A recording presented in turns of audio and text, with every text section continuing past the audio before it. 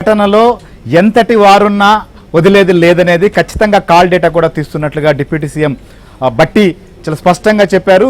దీంట్లో ఉద్దేశపూర్వకంగానే దాడి జరిగింది అనేది మాత్రం ఆయన ఇప్పటివరకు చెప్తున్నటువంటి వాదన. ఇంకొక వైపు మనం చూస్తున్నాం. సో మొత్తం కొడంగల్లో ప్రస్తుతం జరుగుతున్నటువంటి పరిణామంతో కొంత టెన్షన్ వాతావరణం నెలకొంది. అనేక ప్రాంతాల్లో 144 సెక్షన్ కూడా విధించారు. నిన్న ఇంటర్నెట్ సేవలు కూడా బంద్ చేసినటువంటి పరిస్థితి. ప్రస్తుతం పట్నం నరేందర్ రెడ్డిని కూడా ఆయన్ను వైద్య పరీక్షలు కూడా పూర్తి చేసినటువంటి తర్వాత ఆయన జడ్జి ముందుకు తీసుకెళ్లేటువంటి ప్రయత్నం జరుగుతోంది. సో అక్కడ నుంచి ప్రస్తుతం ప్రవీణ్ కూడా లైవ్ లో సిద్ధంగా ఉన్నారు. ప్రవీణ్, ఏంటి ప్రస్తుతం పరిస్థితి?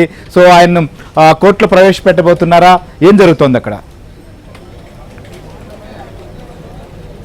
కొడంగల్ మాజీ ఎమ్మెల్యే పట్నం నరేందర్ రెడ్డి కొద్ది నిమిషాల క్రితమే వైద్య పరీక్షల అనంతరం న్యాయస్థానం ముందు కూడా హాజరుపరచడం జరిగింది. మరి కొద్దిసేపట్లో జ్యుడిషియల్ రిమాండ్కు తరలించేందుకు పోలీసులు అయితే మాత్రం అన్ని ఏర్పాట్లు చేసినటువంటి పరిస్థితి ఉంది. ఉదయం హైదరాబాద్లో అతన్ని అరెస్ట్ చేసిన తర్వాత నేరుగా వికారాబాద్ DTCకి తరలించడం జరిగింది. అక్కడి నుండి పరిగి పోలీస్ స్టేషన్కి తరలించి అక్కడ స్టేట్మెంట్ రికార్డ్ చేసిన తర్వాత ప్రస్తుతం కొడంగల్కి కూడా తరలించారు. కొడంగల్లో కొద్ది నిమిషాల క్రితమే మనం చూస్తున్నటువంటి న్యాయస్థానంలో కూడా ప్రస్తుతం పోలీసులు హాజరుపరిచినటువంటి పరిస్థితి. మరి కొద్దిసేపట్లో జ్యుడిషియల్ రిమాండ్ కూడా తరలించేటువంటి అవకాశం అయితే కనపడుతుంది. ప్రస్తుతం ఈ కేసుకు సంబంధించి ఇప్పటి వరకు 16 మందిని అరెస్ట్ చేశారు. 16 మందిని కూడా అరెస్ట్ చేసి పూర్తి స్థాయిలో విచారణ కూడా ఇప్పటికే జ్యుడిషియల్ రిమాండ్ కూడా తరలించడం జరిగింది.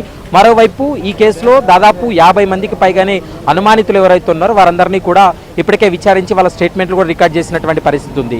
ఇక పరారీలో ఉన్నటువంటి వ్యక్తుల కోసం గాలింపు చర్యలు కొనసాగుతున్నాయనేటువంటి అంశాన్ని చెప్తున్నారు. మొత్తం సురేష్ అనేటువంటి వ్యక్తి కోసమే గాలింపు చర్యలు కొనసాగిస్తున్నారు. 3 ప్రత్యేక బృందాలను ఏర్పాటు చేసి గాలింపు చర్యలు కొనసాగిస్తున్నామనేటువంటి అంశాన్ని పోలీసులు చెప్తున్నటువంటి మాట. రిమాండ్ రిపోర్ట్లో కూడా కొన్ని అంశాలను కూడా పొందుపరిచారు. రిమాండ్ రిపోర్ట్లో కొన్ని కీలకమైనటువంటి అంశాలను పొందుపరచడం జరిగింది. ఎందుకంటే అధికారులను చర్చల పేరుతోటి పిలిచి మాట్లాడుతున్నటువంటి క్రమంలో ఒక్కసారిగా ఈ దాడి చేశారు, ఇందులో కుట్రపూరితంగా వ్యవహరించారు, ఇందులో కుట్ర దాగి ఉందనేటువంటి అంశాన్ని పోలీసులు పదే పదే చెప్తున్నటువంటి మాట.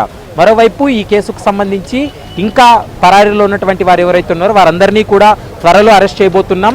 టెక్నికల్ ఎవిడెన్స్ ఆధారంగా అంటే ఆ దాడి జరిగినటువంటి సమయంలో ఏవైతే వీడియోలు తీశారో ఆ వీడియోలో ఉన్నటువంటి నిందితులందరినీ కూడా ఖచ్చితంగా అరెస్ట్ చేస్తామనేటువంటి అంశాన్ని చెప్పడం జరిగింది. ఇప్పటికే వైద్య పరీక్షలు పూర్తయినాయి. మనం చూస్తున్నటువంటి కోర్టులో కొడంగల్ కోర్టులో కూడా హాజరుపరిచారు. మరికొద్దిసేపట్లోనే జ్యుడిషియల్ రిమాండ్ కూడా తరలించనున్నారు. మరోవైపు ఇప్పటికే పట్నం నరేందర్ రెడ్డి తరపు న్యాయవాదులు కూడా కోర్టుకు చేరుకోవడం జరిగింది. కోర్టులో కూడా వాళ్ళు అతని పైన నమోదు చేసినటువంటి కేసు ఏదైతే ఉందో ఆ కేసుకు సంబంధించి ఛాలెంజ్ చేస్తాం. మరోవైపు రిమాండ్ను రిజెక్ట్ చేయాలని కోరుతూ కూడా హైదరాబాద్ నుంచి ఇప్పటికే వారి తరపు న్యాయవాదులు కూడా ఇక్కడికి వచ్చినటువంటి పరిస్థితి కనపడుతుంది. కాబట్టి ఈ వ్యవహారంలో అయితే మాత్రం ఇప్పటి వరకు పట్నం నరేందర్ రెడ్డి పాత్రకు సంబంధించి ఉదయం నుంచి కూడా విచారణ జరపడం జరిగింది. దాదాపు 42 సార్లు సురేష్ అనేటువంటి వ్యక్తితోటి కాల్స్ మాట్లాడాడని, ఆ కాల్స్కి సంబంధించి ఘటనకు ముందు ఘటన తర్వాత జరిగినటువంటి పరిణామాలన్నీ కూడా పట్నం నరేందర్ రెడ్డికి తెలుసు అనేటువంటి అంశాన్ని పోలీసులు చెప్తున్నటువంటి మాట. మరి చూడాలి ఈ ఘటనకు సంబంధించి ఇప్పటి వరకు జరిగినటువంటి ఇన్వెస్టిగేషన్లో ఎలాంటి అంశాలు బయటపడ్డాయి, ఇప్పుడు రిమాండ్ చేసే సమయంలో రిమాండ్ రిపోర్ట్లో ఎలాంటి అంశాలను పొందుపరిచారనేది మాత్రం చూడాల్సినటువంటి అవసరం ఉంటుంది. ఇక బీఆర్ఎస్ నేతలు కావచ్చు, వాళ్ళ క్యాడర్ అయితే ఒకటే చెప్తుంది, కేవలం కాల్స్ ఎస్టాబ్లిష్ చేసి కాల్స్ ఉన్నాయనేటువంటి ఉద్దేశంతో అరెస్ట్ చేశారు తప్ప ఇందులో ఎలాంటి ఆధారాలు లేవు. ఖచ్చితంగా ఇప్పటి వరకు అరెస్ట్ అయినటువంటి బీఆర్ఎస్కి సంబంధించినటువంటి కార్యకర్తలు కావచ్చు, మరోవైపు రైతులు ఎవరైతే ఉన్నారో వారందరికీ కూడా మేము లీగల్ గా వాళ్ళకి సపోర్ట్ ఉంటామంటూ కూడా కొద్ది నిమిషాల క్రితమే కేటీఆర్ కూడా మాట్లాడినటువంటి సందర్భాన్ని మనం చూసాం.